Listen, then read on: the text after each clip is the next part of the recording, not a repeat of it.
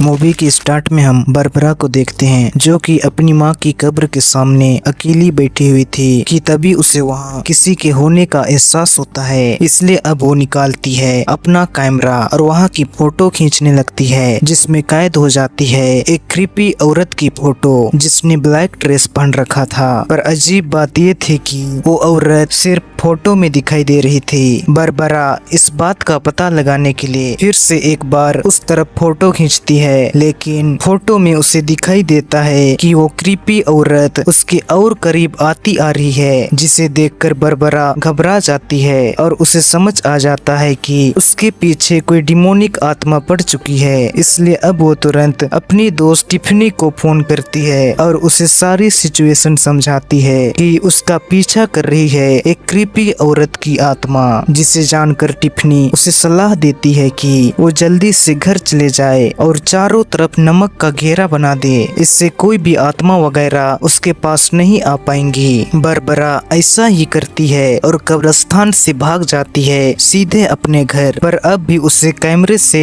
Photo खींचने पर उसमें दिखाई दे रही थी वो क्रीपी औरत जो उसका पीछा करते हुए यहाँ तक भी पहुँच चुकी थी। इसलिए अब बारबरा तुरंत अपने कमरे में घुस जाती है और चारों तरफ बना देती है नमक का घेरा। इस बीच बाहर से कोई उसका दरवाजा खोलने की भी कोशिश कर रहा था, पर कुछ देर में ही सब कुछ शांत हो जाता है, जिससे बारबरा चैन की सांस लेती है और उसको लगता है कि उस क्रीपी औरत की आत्मा यहाँ से चली गई है। लेकिन तभी वहाँ की एक खिड़की खुलती है और बारबरा को सुनाई देती है वहाँ से अंदर आते हुए किसी के कदमों की क्रीपी आवाज। इसलिए वो तुरंत अपना कैमरा निकाल लेती है और उस आवाज की तरफ फोटो खींचती है, पर इस बार फोटो बिल्कुल नॉर्मल था कि तभी उसे अपने पीछे क्रीपी कदमों की आवाज सुनाई देती है। इसलिए अब वो डरते हुए खुद की तरफ कैमरा को करके सेल्फी लेती है, पर इसके बाद हमें सुनाई देती है बारबरा की दर्द भरी चीख और सीन कट हो जाता है। फिर जब वहाँ पे उसकी दोस्त टिफनी आती है तो उसे वहाँ पे मिलती है एक फोटो जिसमें बारबरा को पकड़ रखा था उस क्रीपी औरत की आत्मा ने, यानी कि शायद वो आत्मा अब बारबरा को अपने साथ ले गई। ये देख के टिफनी घबरा के तुरंत उस घर से भाग जाती है।